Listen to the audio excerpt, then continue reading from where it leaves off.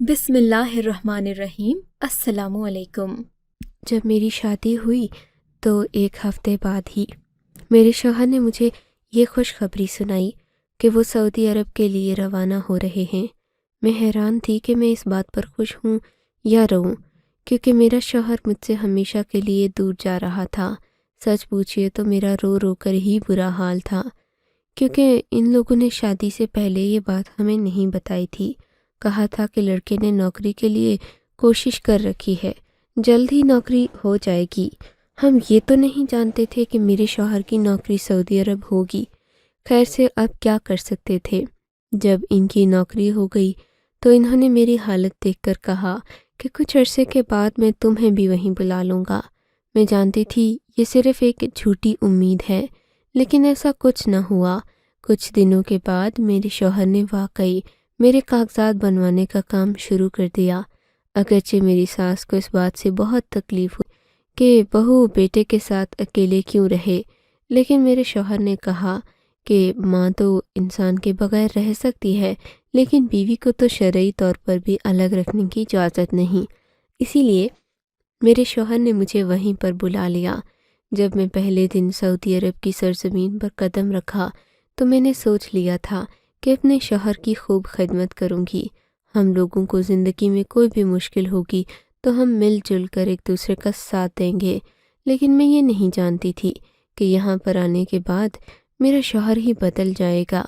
یہ کیسے ہوا، بڑی لمبی کہانی ہے، کوشش کروں گی کہ مختصراً آپ کو سنا سکوں۔ ان دنوں میرے شوہر کی نوکری کے اوقات زیادہ ہو گئے تھے۔ وہ اکثر رات کو لیٹ آنے لگے تھے۔ جب گھر آتے تو پریشان بھی ہوتے۔ میں پوچھتی کہ کیا ہوا ہے، کہتے کہ میرے مالک نے میری بہت بے عزتی کی ہے، اسے میرا کام پسند نہیں آتا۔ خدا جانے کہ کیا بات ہے، پہلے تو سب کچھ بہت ٹھیک ٹھاک چل رہا تھا، بس کچھ ہی دنوں سے ایسا ہو رہا ہے۔ مجھ جیسی سادہ سی گھریلو عورت اب اپنے شوہر کے لیے کچھ کر بھی نہیں سکتی، نہ اس کے کاروباری مصروفیات یا مشکلات کو سمجھتی ہے۔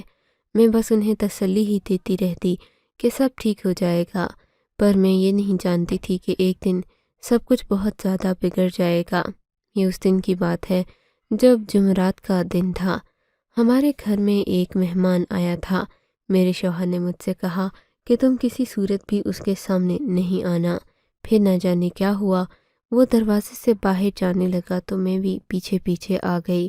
مجھے دروازہ بند کرنے کی عادت لاشعوری طور پر تھی، اس لیے میں پیچھے چلی گئی۔ اس مہمان نے مجھے مڑ کر پیچھے دیکھا۔ اس کی نظروں میں بہت شدت تھی، وہ بہت گہری نظر سے مجھے دیکھ کر گیا تھا۔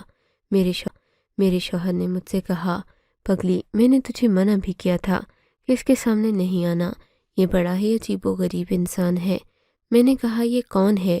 بولے کہ بس تم رہنے دو، اس کے بارے میں زیادہ جاننا بھی تمہارے لیے ٹھیک نہیں۔ اپنے شوہر کی بات سن کر میں خاموش ہو گئی تھی۔ میں نے سوچ لیا کہ اب کوئی سوال تو نہیں کروں گی، لیکن مسئلہ یہ تھا میں سوال کرتی یا نہ کرتی، مجھے زندگی میں ان حالات سے گزرنا ہی تھا۔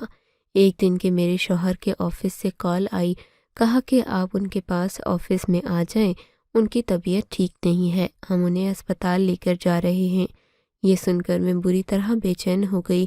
میں اپنے شوہر سے بات بھی نہیں کر سکتی تھی کیونکہ ان کا تو نمبر ہی بند تھا۔ میں جتنی کوشش کرتی مجھے کوئی جواب نہیں مل رہا تھا۔ بالآخر میں خود ہی گھر سے نکل پڑی، لیکن یہ سوچے بغیر کہ میرے شوہر کے دفتر کا پتہ بھی میرے پاس نہیں ہے۔ میں اس کمپنی کا نام پوچھتی پاچھتی آگے بڑھ رہی تھی، تبھی مجھے گلی کے آخر میں کھڑی ایک بڑی سی کار نظر آئی۔ اس سے پہلے کہ میں اس کار سے پیچھے ہٹتی، اس نے آ کر مجھے زوردار ٹکر مار دی۔ مجھے کچھ ہوش نہیں رہا کہ میں کہاں ہوں اور کیا کر رہی ہوں۔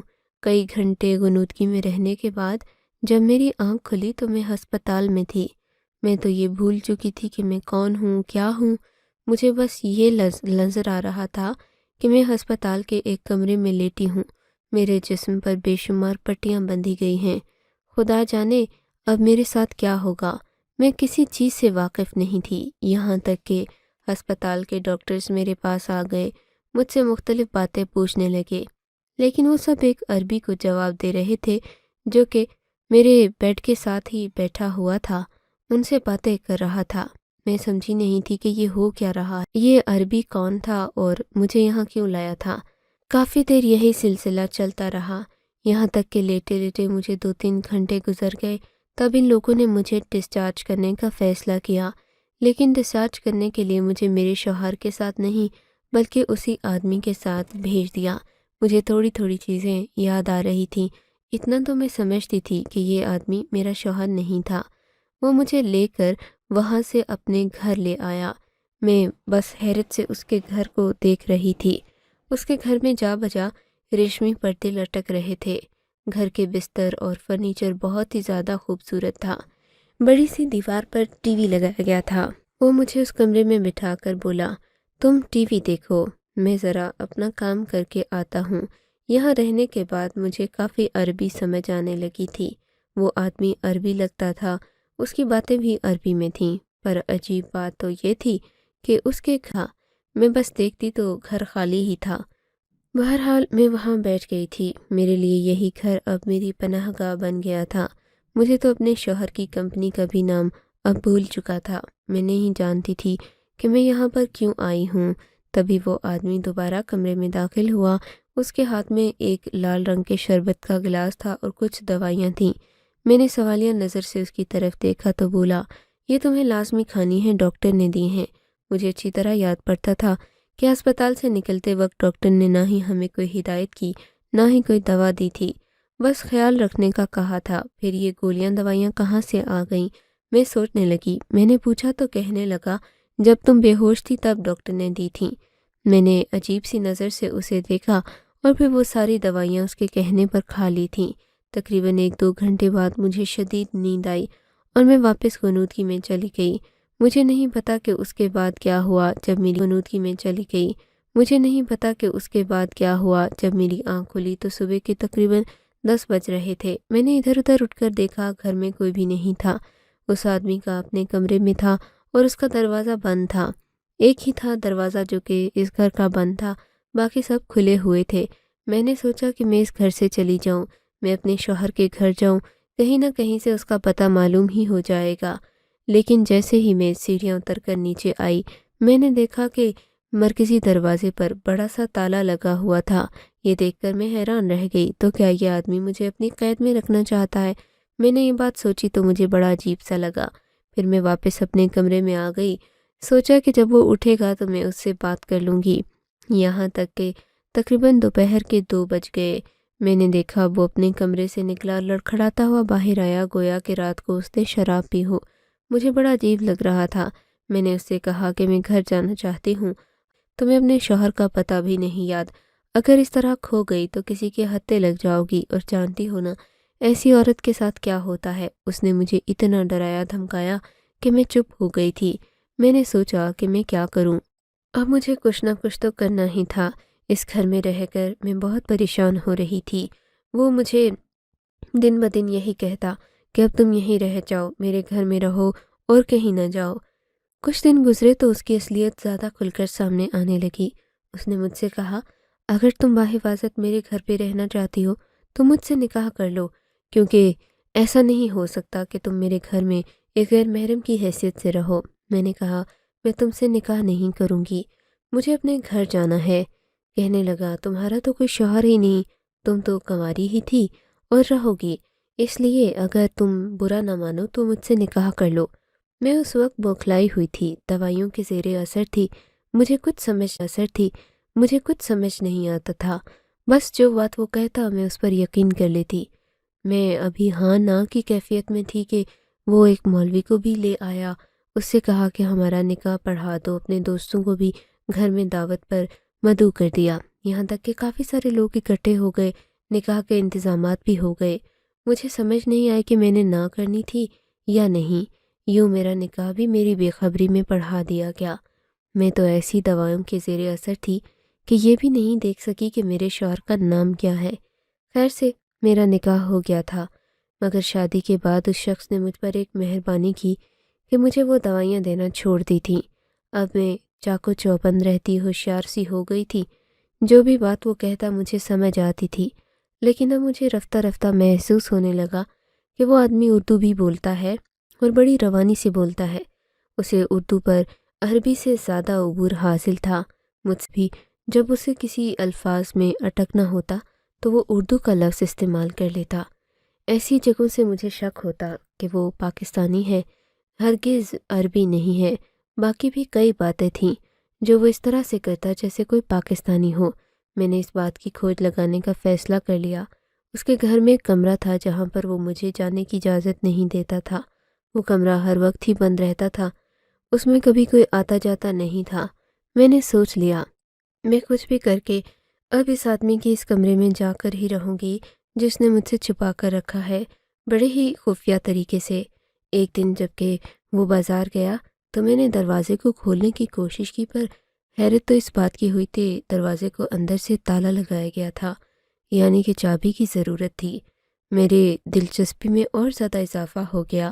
اس دن میں نے اس گھر کو پوری طرح گھوم پھر کر دیکھا۔ کچن میں بھی گئی، کچن میں مختلف چیزیں پڑی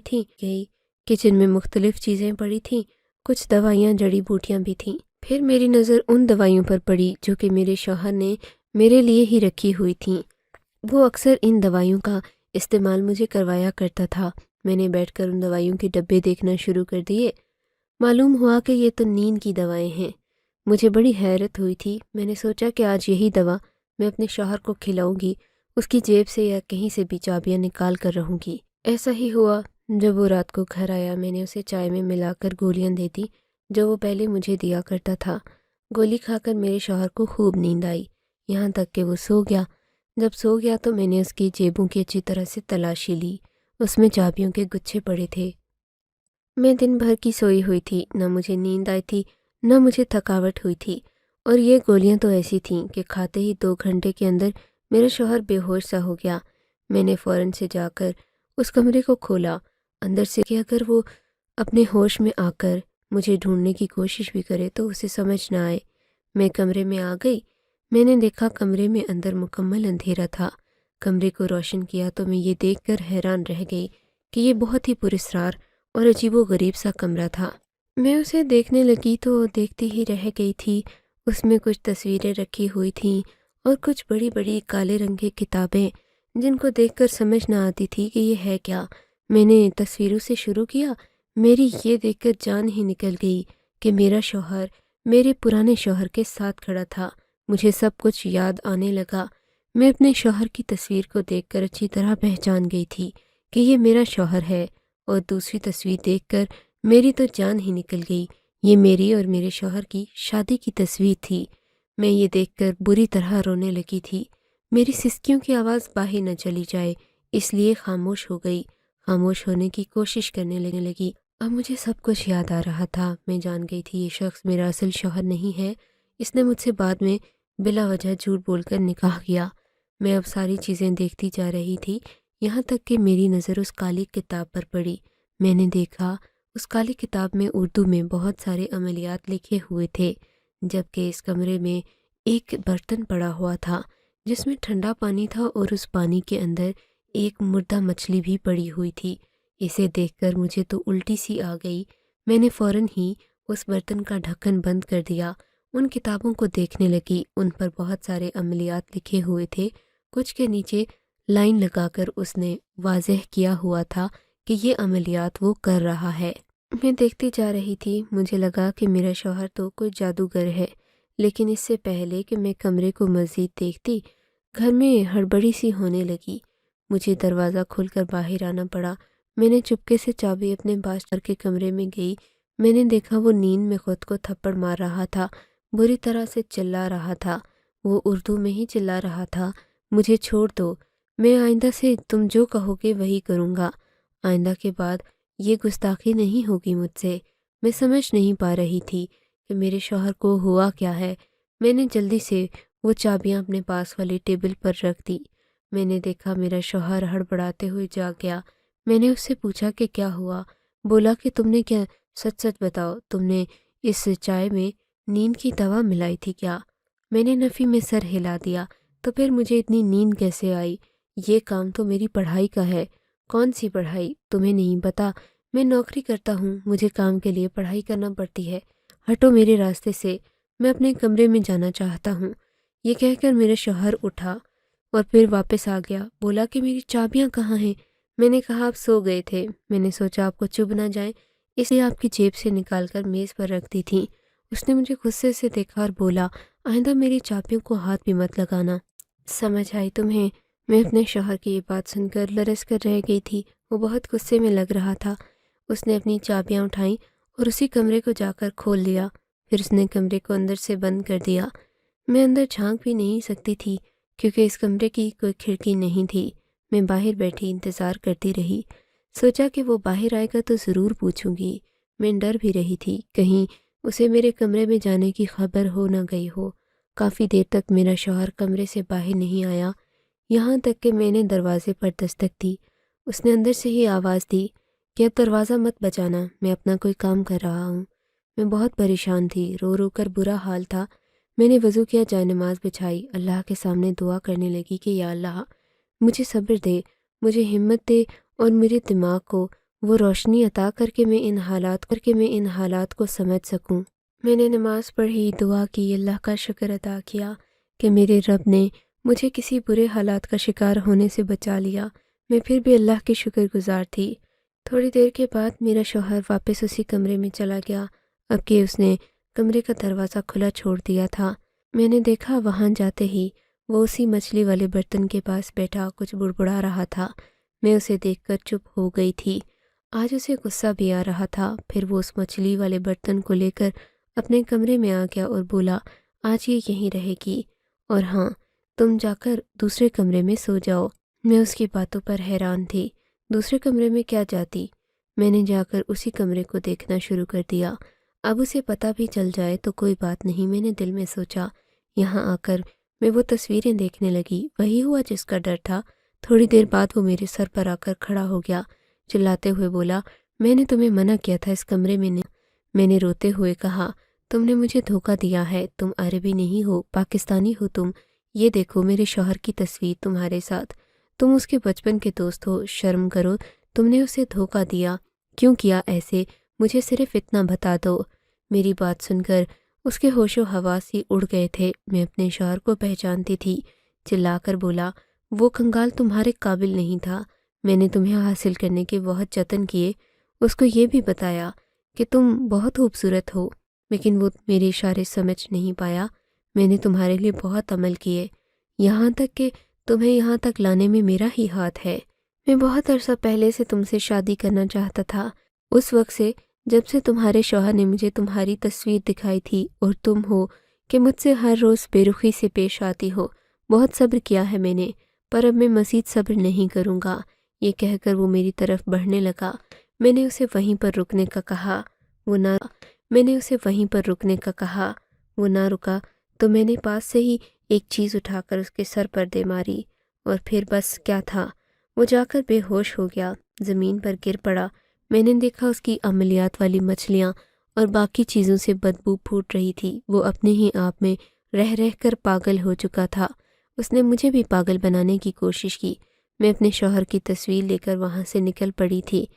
کرتے کرتے میں نے کمپنی کا نام یاد کر لیا، جا کر ایک آدمی کو بتایا۔ بڑی مشکلوں سے میں اپنے گھر پہنچی۔ میں نے جب اپنے گھر میں قدم رکھا، میرا شوہر بیمار سا اپنے ہی بستر پر پڑا ہوا تھا۔ میں سمجھ گئی کہ میرا شوہر بھی اسی خبیث کے جادو اور اس کی بری عملیات کا شکار ہو گیا ہے۔ میں نے اپنے شوہر کو آج تک کچھ نہیں بتایا۔ میں نہیں جانتی اس کے دوست کے ساتھ کیا ہوا، لیکن مجھے اس بات کا ڈر ہے کہ وہ واپس نہ آ جائے، اور میرا نکاح جو اس کے ساتھ ہوا تھا، وہ تو کیا خیال ہے کہ کیا مجھے اپنے شوہر کو یہ بات بتا دینی چاہیے یا اس سے چھپا کر رکھنا چاہیے؟ ویسے تو میں 5 وقتہ نماز کی پابندی کرتی ہوں، میرا شوہر سنبھل رہا ہے، اس کی حالت پہلے سے زیادہ بہتر ہو رہی ہے۔ مجھے آپ لوگوں کی رائے کا انتظار رہے گا کہ میں کیا کروں۔ آپ کو اگر یہ کہانی اچھی لگی ہے تو اس ویڈیو کو لائک کیجیے، اور اس طرح کی مزید کہانیاں سننے کے لیے ہمارے چینل کو ضرور سبسکرائب کیجیے۔ کہانی سننے کا شکریہ۔ آپ سے ملاقات ہوگی اگلی ویڈیو میں، تب تک کے لیے اللہ حافظ۔